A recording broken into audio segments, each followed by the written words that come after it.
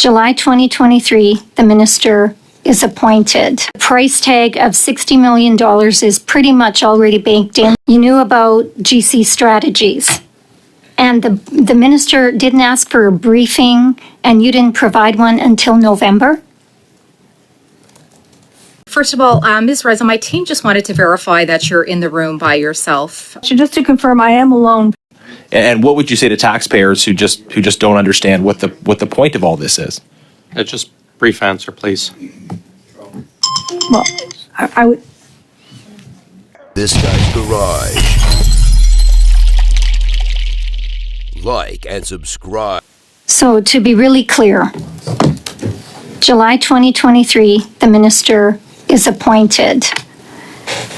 The price tag of $60 million is pretty much already baked in. We knew it was at least $54 million. You knew about GC strategies because that had already been in the news. They had already received or been paid $9 million on ArriveCan at this point. And the minister didn't ask for a briefing, and you didn't provide one until November? Thank you very much. Again, the minister arrived in July. There was many different materials that were being provided, including on procurement, defense procurement, on McKinsey, on many different topics that were decision-making time from the fall, September, October, November, from the time that the minister appeared in front of OGGO to discuss it. Briefings were taking place in terms of GC strategies, in terms of our contracting vehicles, in terms of PSPC's involvements, roles, and responsibilities with his office, and then more frequently with the minister. So as the deputy minister, did you have a role in what went into the briefing binder for the new minister? Thank you very much for the question, Mr. Chair. I wasn't a deputy minister at the time. That is our time. What accountability does the department have for not upholding the government's policy around their commitment to fairness, openness, and transparency? The PSPC is accountable for the procurement process when it is the contracting authority. So PSPC is not an amorphous entity. Like, there are people in positions with responsibilities. Which people are accountable for the fact that PSPC did not uphold government policy? Well, I think it is across the contracting authority. It's hard to put it on one person. Is it the procurement officer? Is it working in, there is a line of accountability, and we are looking at making sure that the practices around it become more consistent. The procurement ombudsman's, I see that you're frowning, but the procurement ombudsman's report focused on several things. Inconsistent documentation. So we're taking accountability for that.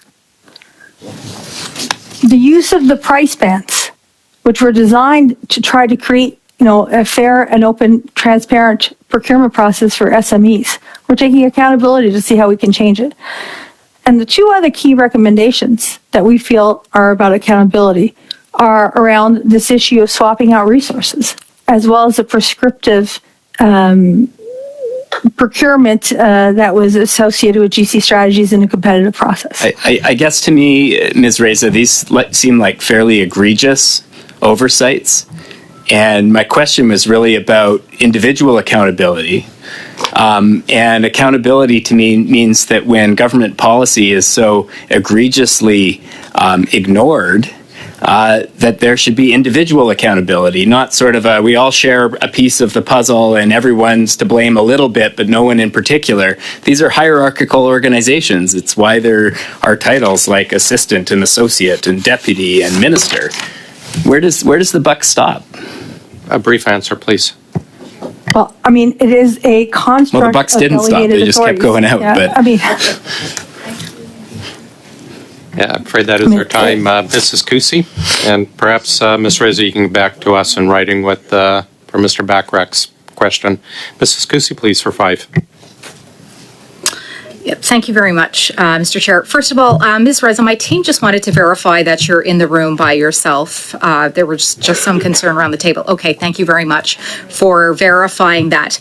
I want to go back to this story in the press today, which is just absolutely breathtaking, that the ArriveCan file was absent from the list of delicate files submitted to the minister. And it was 10 files. It's astounding to me that out of 10 files, ArriveCan was not in that top 10. What was in that was the National Shipbuilding Strategy, F-35 fighter jets, CP-140 Aurora, 16 P-8 A8 Poseidon, the dental care program, and yet somehow ArriveCan, an issue that had been relevant for 10 months prior to the arrival of the minister, was excluded from this. Now, I understand, Ms. Reza, that you did not arrive in your position until November 2nd of 2023, as per your bio on the internet. But previous to that, you were, of course, the Associate Deputy Minister. So did you not have a hand in preparing that briefing book? Certainly, I think that as the Associate Deputy Minister, may I ask who your predecessor was, please? Paul Thompson. Yes, did Mr. Thompson not work in tandem with you, or did you not work in tandem with Mr. Thompson to prepare this briefing binder, which would have left out this all-important issue? Thank you very much. And just to confirm, I am alone because I am sick at home. And in terms of my participation, I certainly participated in creating the briefing material. I was on vacation at the time. However, again, I want to reemphasize that this was to onboard Minister Duclos in a very large portfolio with very many different possibilities of files coming up in the immediacy. There was no intent not to bring that on in terms of ArriveCan as an immediate. It was under review by the Auditor General at the time. Yeah, and for all of these reasons, it's still shocking to me that this was not included in a binder. I had the very good fortune of being a public servant for close to 15 years. One of those years was in a ministerial office, and I can't fathom leaving out an issue so big that could potentially bring down the government, even, I would dare say, that it would be excluded from such a binder. When Minister Duclos arrived, did he ask any questions about ArriveCan? Certainly, he must have been interested in an immediate brief on such an important issue, an issue that has seized the Canadian press in recent months. Did he ask for an update on this, noting the absence from, out of 10 issues, noting the absence from the briefing book? Thank you very much for your question. As I noted, over the course of the fall, the Butler allegations came out as the AG report in preparation for the OGGO committee. As we say, more on GC strategies, more briefings occurred with the minister's office and with the minister. Right, and but can you expand then upon your conversations? Did he ever raise concern about this then $54 million app, which we know now is a minimum of $60 million, probably even more because the documentation wasn't correct? Did he ask for more specifics about it? Did he raise any concern about a two-person IT company? Did he ask for a full inventory of this two-person IT company? Can you recall anything that he asked for specifically relative to this, since it was absent from the briefing book? Thank you very much for your question. As I've noted, when we came even in November or December to OGGO with the minister to talk about, we had a conversation about ArriveCan. He had been briefed. He had shown an interest in understanding. He was very concerned about the probity of the contracting and the contracting authorities and the spend at GC Strategies and what the department was doing in terms of lessons learned. Right. Now, I certainly hope Minister Jazik did a good job, or would have done a good job of briefing him relative to this briefing book. Certainly, as an incoming minister, I would have this expectation of my colleague to provide me a briefing of the most important issue in procurement at the time. Was it ever suggested to the minister to talk to cabinet colleagues, the Minister of Public Safety, about what's going on in ArriveCan, anything like that? Thank you very much. I will have to defer to the minister on those discussions. We spent a lot of time at PSPC talking to Public Health Agency and talking to CBSA to better understand the contracts.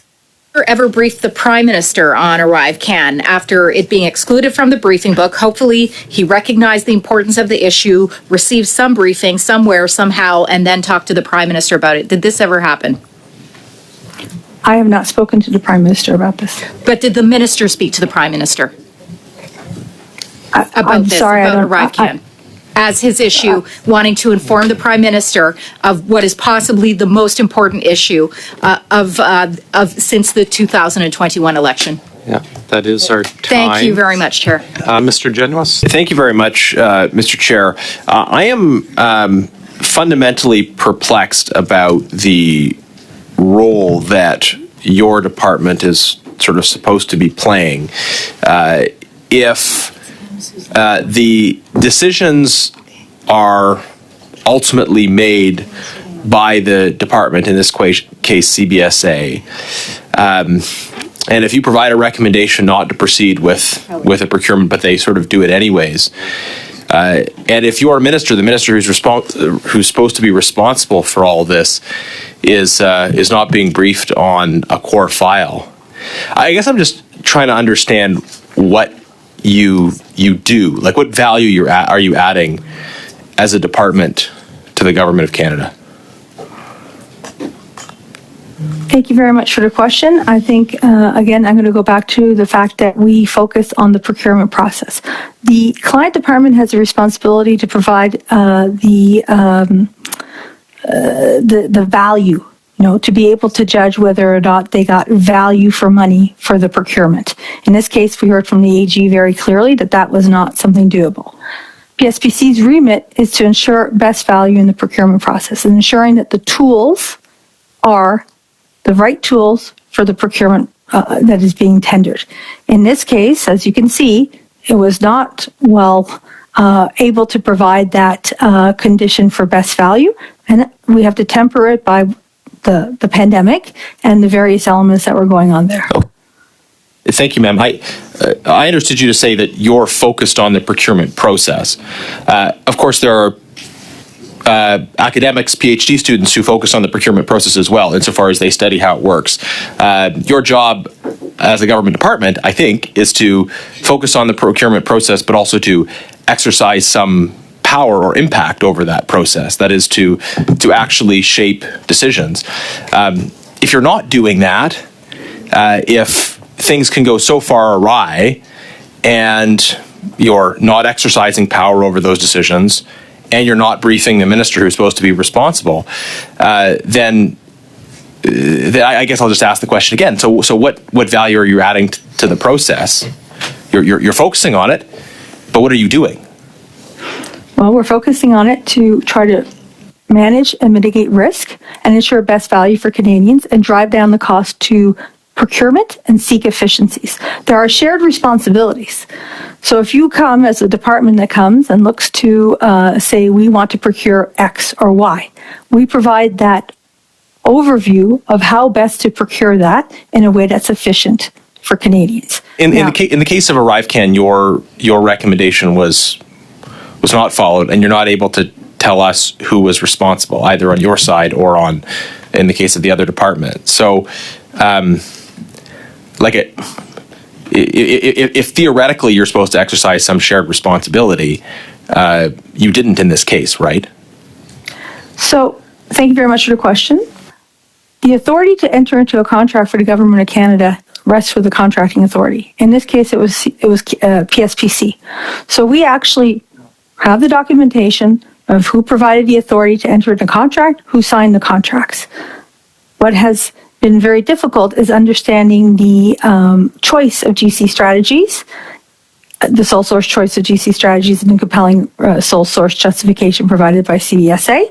There is material on file, and again, it is a shared responsibility. Okay, but they're the ones who made the decision. You're saying you don't know how or why they made the decision. I guess, would you acknowledge, at least in this case, that your department did nothing or added no value? And what's the minister supposed to be doing in the process? Okay, thank you very much. I will not acknowledge that. I will describe once again what we've done. We ensured that the firm that they chose was a firm that was eligible, that was on a pre-competitive, had been pre-qualified on a competitive tool that has evaluation criteria that's published. We ensured that the price band... if GC strategies could have been on that pre-qualified list, like we clearly have a broken system. You ensured narrow compliance with them being on a list.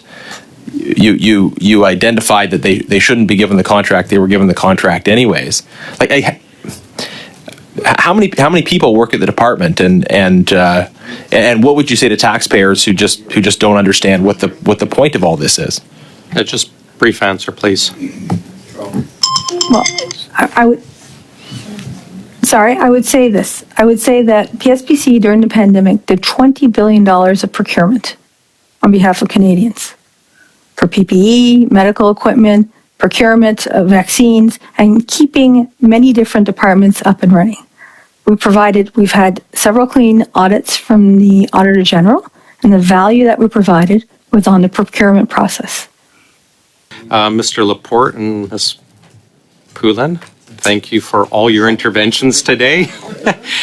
Before we go, Ms. Reza, would you you mentioned that you approved 2 of the GC Strategies contracts. Would you be able to provide just a quick email, the details of that, and whether they were sole source or just regular ones? Thanks, everyone. I authorized them, and we'll do it. Perfect. Thank you for our witnesses for sticking around late. Colleagues, everyone else, thanks for sticking around late. Unless there's anything else, we will adjourn.